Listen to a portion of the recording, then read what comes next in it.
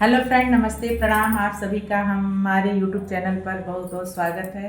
जैसा भी लगेगा आप लोग कमेंट बॉक्स में अपना ढेर सारा प्यार दुलार हम तीनों लोगों को दीजिएगा। मैं सीमा उपाध्याय, आप प्रतिभा राय, आप रंजू सिंह। हम लोग पूरी कोशिश किए हैं कि आप लोगों को पसंद आए।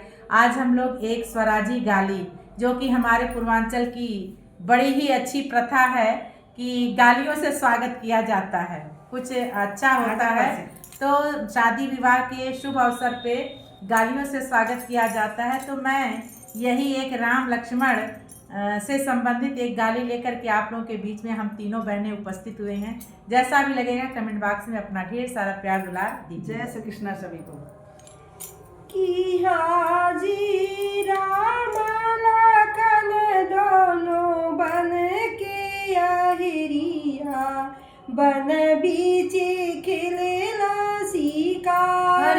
की हाजी राम लखन दोनों बन के अहिरिया बन बीच खेलना शिकार। की हाजी खेलत लक्ष्मण लागे खेलत लक्ष्मण लागे पियसिया नहीं देखी तालाब ताला की हाजी नहीं देखे गुआना तलैया।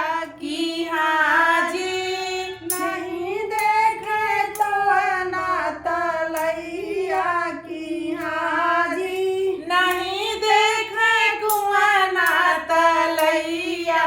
की हाजी गयल काम से